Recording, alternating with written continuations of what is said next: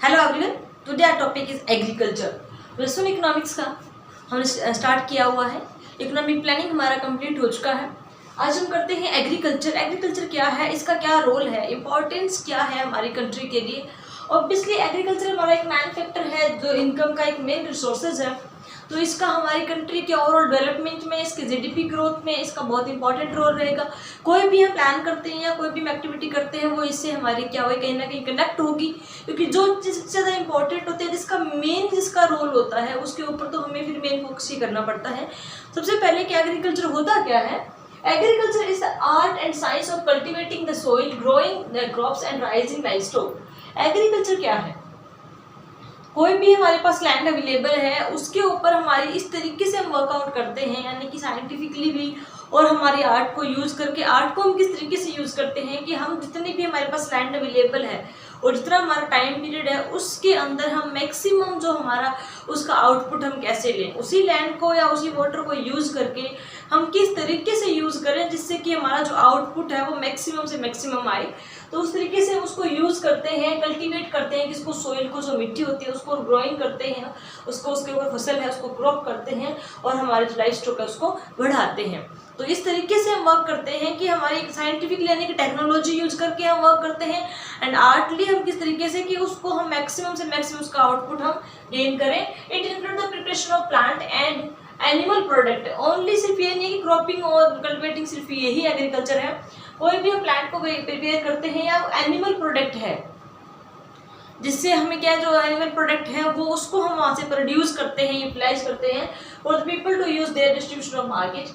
क्या वो animal product के रिगार्डिंग कोई चीज़ अपने उसमें लैंड को यूज़ कर रहे हो, या फिर वो क्या प्लांट्स को के थ्रू कर रहे हो, या फिर वो क्रॉपिंग कर रहे हो, जो फसल हो गया वो भी, जैसे कि प्लांट्स के अकॉर्डिंग कैसे कि जो बागवानी है उससे भी तो इनकम अराइज होती है, वो भी एक एग्रीकल्चर का ही पार्ट है, एग्रीकल्चर ही है।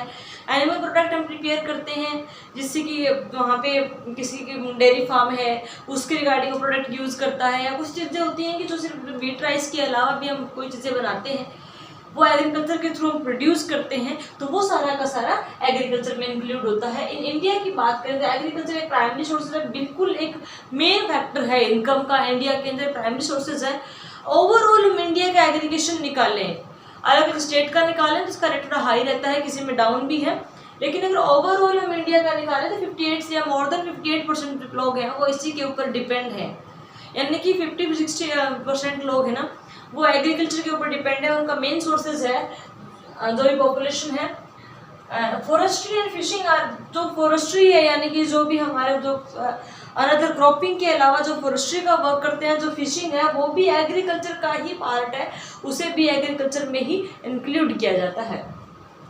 इसकी इंपॉर्टेंस क्या है एग्रीकल्चर की, एग्रीकल्चर बहुत ज़्यादा इंपॉर्टेंट है क्योंकि सबसे पहली बात हमने यही कह दिया कि जो हमारा प्राइमरी सोर्सेज है, मेन सोर्सेज है हमारे लाइवलीहुड के लिए, हमारी जो ज़रूरतें हैं कि इनकम का एक सोर्स है, तो उसके हमारे जो ओवरऑल जिससे इनकम अराइज होगी उसका इकोनॉमी में, कंट्री में, इनकम में जो अराइज होने में, उसको डेवलपमेंट में उसका इंपॉर्टेंट रोल रहेगा। तो इसका भी है कंट्रीब्यूशन टू जीडीपी। सबसे पहला यही है कि हमारा जीडीपी, क्योंकि एग्रीकल्चर से बहुत सारी चीज़ें ऐसी प्रोड्यूस करते हैं जिससे हमारी इनकम अराइज होती है, और जो इनकम अराइज होगी, कंट्री डेवलप होगी, स्ट्रॉन्ग होगी, तो उसका रोल रहेगा। क्योंकि एक्सपोर्टिंग और इम्पोर्टिंग भी हम करते हैं मीट एंड राइस की, वो भी बहुत सारी चीज़ों की करते हैं जिनसे क्या है एग्रीकल्चर से हम प्रोड्यूस करते हैं।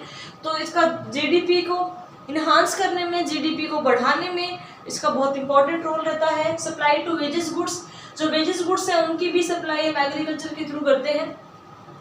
जो भी हम प्रोडक्शन करते हैं या जो हमारी गुड्स होती हैं जिससे जो हम वेजेस अराइज करते हैं वो भी हमारी यहाँ से प्रोड्यूस होती हैं।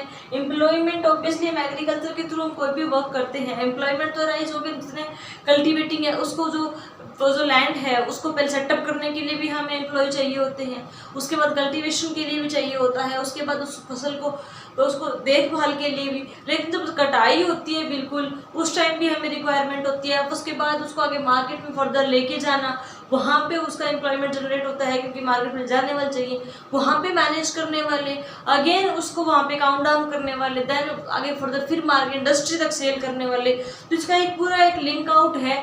तो ये एम्प्लॉयमेंट भी अराइज होते हैं। जितनी ज़्यादा इस चीज़ के ऊपर हम ध्यान देंगे उतना ही क्या है, हमें ज़्यादा लोगों की जरूरत होगी, ज़्यादा लोगों की रिक्वायरमेंट रहेगी, इट मीन्स कि हमें एम्प्लॉयमेंट अराइज हो रहा है। लोगों को रोजगार मिल रहा है काम करने का। इंडस्ट्रियल रॉ मटेरियल, कोई भी इंडस्ट्री का फाइनल प्रोडक्ट प्रिपेयर करती है, अगर कोई धागा बनाने वाली है तो कॉटन और जूट कहाँ से आता है, ये एग्रीकल्चर से आता है। कपड़ा जो बनता है तो वहाँ जो ये रॉ मटेरियल ये कौन प्रोवाइड करता है, एग्रीकल्चर से प्रोवाइड होता है। कोई चीनी शुगर बनाता है, चीनी है तो गन्ना कहाँ से जाता है, एग्रीकल्चर। यानी कि जितनी भी इंडस्ट्रीज है ना, मोस्ट ऑफ सबको क्या है, जो रॉ मटेरियल है, जो प्राइमरी प्रोडक्ट है, वो कौन प्रोवाइड करवाता है, एग्रीकल्चर के थ्रू ही वो क्या है प्रोवाइड किया जाता है। तो जो इंडस्ट्री, एग्रीकल्चर को हम स्ट्रॉन्ग बनाएंगे, इसके ऊपर ध्यान देंगे तो इंडस्ट्रीज ऑटोमेटिकली कहीं ना कहीं इनको बेनिफिट होगा, वो ऑटोमेटिकली बूस्टअप होती जाएंगी। Contribution to domestic and international market, दोनों के इसका पूरा में इंपॉर्टेंट रोल होता है। कंट्रीब्यूशन डोमेस्टिक मार्केट में भी करता है, किस तरीके से कि जो हमारे डोमेस्टिक इंडस्ट्रीज है उनको भी रॉ मटेरियल प्रोवाइड करवाता है, उनकी भी एक चैन बनी होती है। उसके बाद क्या है कि जो एक्सेसिव प्रोडक्शन होती है उसका हम इंटरनेशनल ट्रेड भी करते हैं। इंडस्ट्रीज को तो रॉ मटेरियल प्रोवाइड करवाता है, इसमें फाइनल गुड्स हैं जो भी, क्योंकि मेन पार्ट है। और सबसे पहली बात कि एग्रीकल्चर के ऊपर इसलिए भी ध्यान दिया जाता है क्योंकि जो हमारे सर्वाइव के लिए जो मेन चीज़ होती है वो एग्रीकल्चर से ही मिलती है, जो चीज़ें हमारे खाने के काम आती हैं। तो जो डोमेस्टिक मार्केट है वहाँ पे भी वीट है, राइस है, ये चीज़ें प्रोवाइड करवाते हैं। और इंटरनेशनल ट्रेड इसका एक्सपोर्टिंग भी होता है हमारे इंडिया के अंदर। हरियाणा और पंजाब इसमें प्रोडक्शन की बहुत ज़्यादा होती है।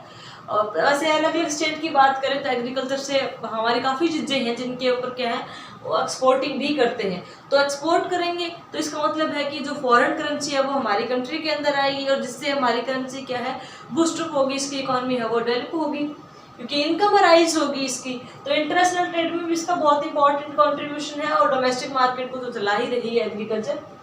Wealth of nation, obviously nation की वेल्थ है जो ओवरऑल स्ट्रॉन्ग नेशन तो बनेगा ही क्योंकि जब एम्प्लॉयमेंट राइज हो रही है, जीडीपी बढ़ रहा है, इंडस्ट्री स्ट्रॉन्ग हो रही है, जो डोमेस्टिक मार्केट स्ट्रॉन्ग हो रहा है, कहीं ना कहीं इंटरनेशनल मार्केट तक भी हम पूरा बहुत इंपॉर्टेंट रोल कर रहे हैं, वहाँ से भी इनकम राइज कर रहे हैं। तो इस सब चीज़ों से मिलके हमारे जो ओवरऑल जो नेशन की है उसकी वेल्थ तो इन्हांस होगी, उसकी वेल्थ इंप्रूव होगी। तो ये हमारी जो नेशन की वेल्थ है उसको भी स्ट्रॉन्ग बनाता है। तो कहने का मतलब कि एग्रीकल्चर है वो प्राइमरी सोर्सेज है ही है, इसके साथ बहुत इंपॉर्टेंट पार्ट भी है। और वैसे भी एग्रीकल्चर को हम एक इंपॉर्टेंट पार्ट लेते हैं क्योंकि जो मेन बेसिक चीज़ें होती हैं वो एग्रीकल्चर के थ्रू ही मिलती हैं। जो एक पर्सन के लिए क्या होता है सर्वाइव करने के लिए ज़रूरी होती हैं वो चीज़ें हमें एग्रीकल्चर के थ्रू ही अवेलेबल होती हैं। तो ये हमारा इसका जो इम्पोर्टेंस था एग्रीकल्चर का और एग्रीकल्चर क्या होता है ये हमने आज किया। होप सो आपको समझ में आया होगा। चैनल को शेयर करें, सब्सक्राइब करें एंड लाइक करना ना भूलें। Thanks for watching.